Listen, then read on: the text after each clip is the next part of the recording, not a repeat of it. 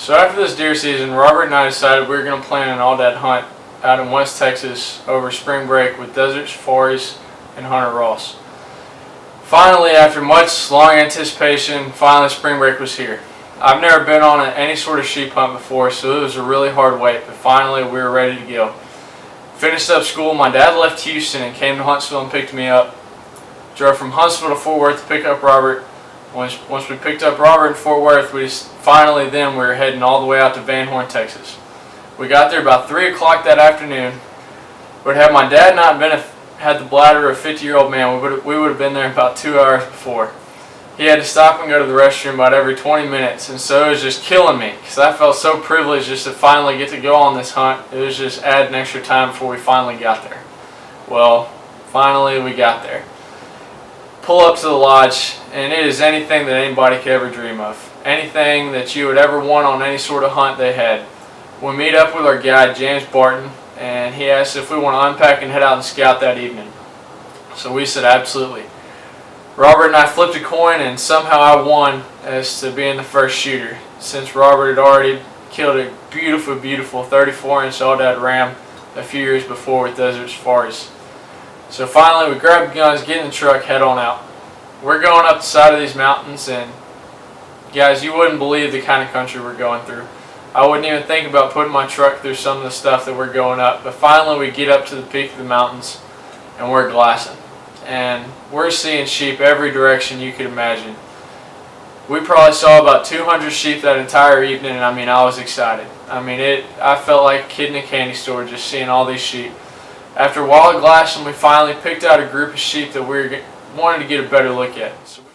So we come back down the mountain, come all the way around to the other side, come back up, finally get up to the saddle, and we see a great bachelor group of rams. They're about 700, 800 yards away, and I'm getting antsy. It don't matter to me if I shoot on the first day. I just want to get a good ram on the ground.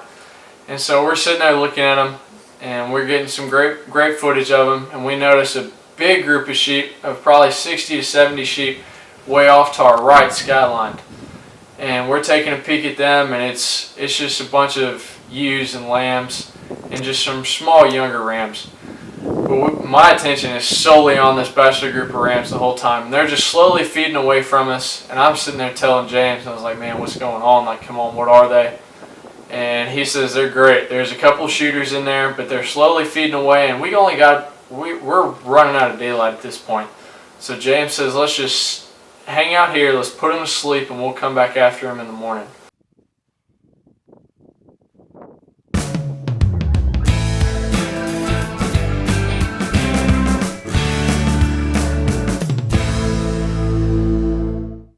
Not much sleep that night.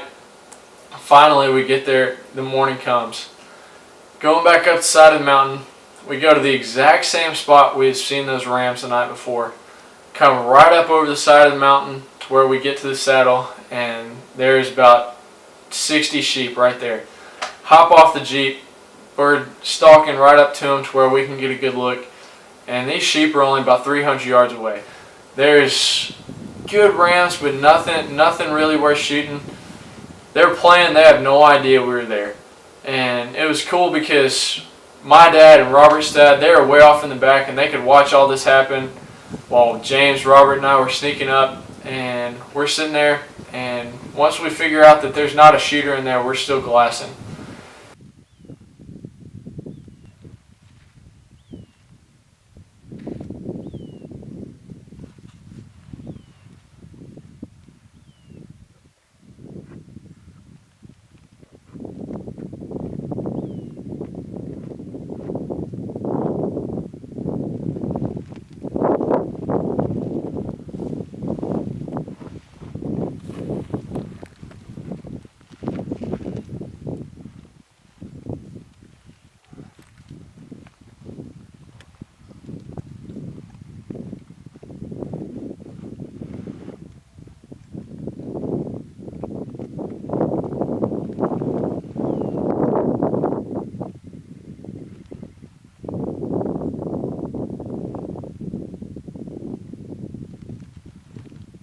So we decided we were going to back out and leave this group of sheep alone. So we kind of moseyed our way around, further on down the saddle to the far end, and decided we were going to peek over the side of the mountain to where we could see down on top of those sheep tanning on the side. First spot we come over, and James is saying, "Get down, get down, get down." So we get down, we get our glasses up, and we're sitting there looking, and it is a great ram. He's about 26, 27, and to me that's a shooter because I've never seen these Auodad on the hoof before. But because of James' honesty and James' knowledge, he's like, "Man, this ain't a shooter." He's like, he's a great ram, but he's not what we're looking for. We're looking for something over 30.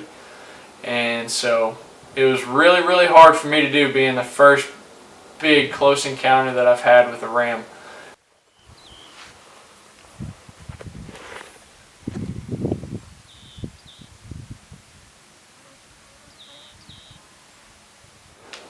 So after leaving that ram alone, we made our way further on down, probably about 300-400 yards. Peek over the edge of the mountain, and we're sitting there glassing.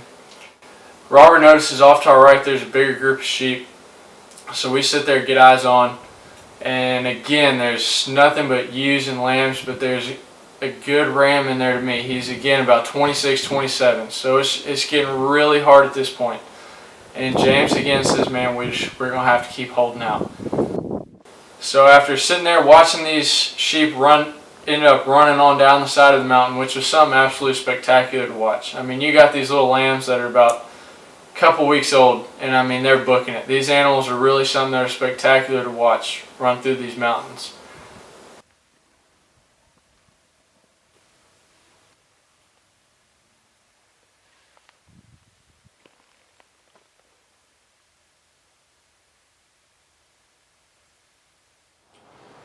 So after leaving this group of sheep alone, we decided to make our way down a little bit further. And we go down probably about another 400 or 500 yards, and we come up right over the side, and I kid you not, straight about 100, 150 yards, directly below us is a big group of sheep.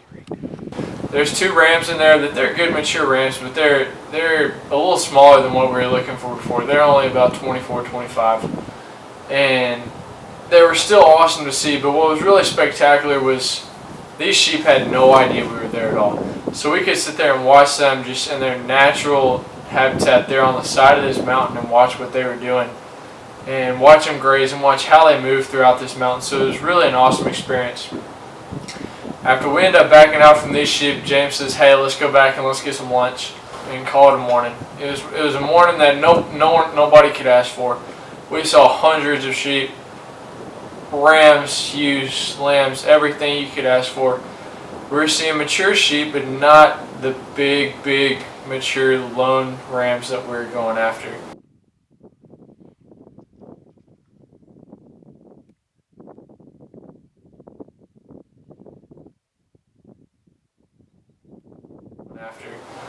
So after grabbing some lunch, we decided to head back up that evening. It was really a slow evening. Really didn't see anything up close so we could get some good footage of. Just stuff way off skyline in the distance, but nothing even really worth going after. So it was a great first day. Couldn't ask for a better first day, so I was pumped. I mean, I was really excited for the rest of our hunt and really ready to get a sheep on the ground. But not only did I want to get one on the ground soon for me, but also we had just finished our first day of a 5-day hunt. And not only did I have to kill a sheep, Robert had to kill a sheep as well. So we were cutting it short on time. After not much sleep again the night before, we wake up that morning, head back out, and I mean we decided we were going to take the high rack out. So we got my dad and Robert up top in the high rack. James and I are down in the bottom. And so it's a little more comfortable down there, but I mean, man, we're going up the sides of these mountains. We're bouncing around. I'm sitting there holding on. I'm over there looking at James, watching him put it in 4-wheel low, 4-wheel high, just going. I mean, it's crazy. I was sitting there holding on thinking we're about to fall off the side of the mountain. And finally we come up over this ridge and bang, we see 3 really solid mature rams out in the middle of the road. James throws it in park. We jump out. I mean, it's just Chinese fire drill, running around the truck, grabbing everything. And we're sitting there, and James is saying, "All right, I think we're good." And he's just sitting there. He's got the spotting scope out, and he's trying to get exact inches down. And he tells me, he's like, "Man, I can't give them over 30. They're about the 28, 29 range."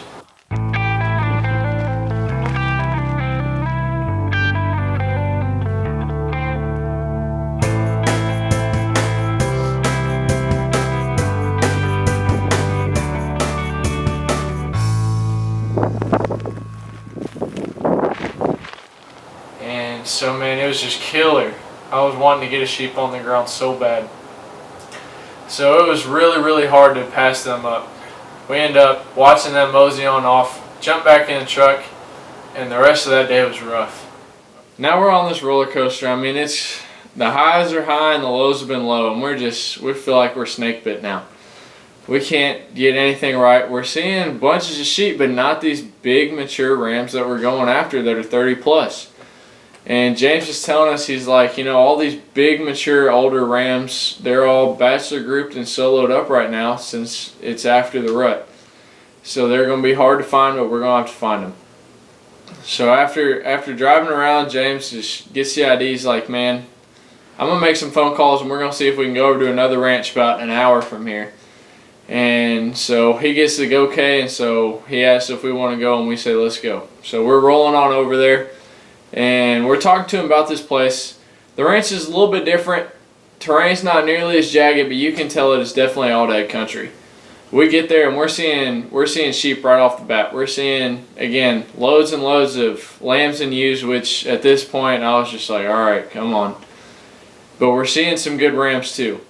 So after we go up into the hills, we glass this entire valley, and we're starting to load up and head back to the truck. Well, I see one lone ram, booking it down the side of the valley. So I said, James, and he saw him. We got eyes on. He said, that's the kind of ram we're looking for. And so we hop in the truck. We're booking it across the ranch, trying to cut them off, because we have to cut these things off before they get on the neighbor's property. And so we're getting over there. We finally catch back up to them, and they're getting it. They're booking it. So we're getting close to the neighbor's property. We go up this road. We get laid down, and we get a really close encounter. Okay, here comes the last one. Stop. He slows down long enough. Try him. Hang tight. They're coming up more than that. Hang tight. Now after watching these three big rams go up and over this hill, that was like a dagger right in my chest. These are the first good rams that we've really seen that were shooter caliber. These are 34, 33-inch rams that are just studs. Anybody couldn't ask for anything more. And so I'm sitting there, and I'm at an all-time low. Anyways, James, everybody, Robert's trying to keep me positive, saying we're good, we'll find them. So we're going back around, and we're starting to run out of daylight. Seems like just any other day, couldn't get it done. James says, all right, let's go try this one more little bowl before we run out of daylight. So we drive over there, we get out, we're making our way over. Immediately we see some lambs and ewes, so I'm just thinking, okay, just like any other day. Well, James spots way down to his left of him, there's two rams by themselves, and they're shooter caliber. And he says, all right, here we go. We're going to have to make this happen now and quick. So we decided the best game plan is that we're going to go all the way around to the other side. That way we don't chance getting busted by all those lambs and ewes off to our right. So we boogie back in the truck, come all the way around, and we get eyes on them, and we see it is two solid rams. We're now about 450, 500 yards away. We make our way a little bit closer. We're going down this space, and the first spot we lay up, take a shot, just really isn't a comfortable scenario. And so we move a little further down, get on a rock that's absolutely perfect.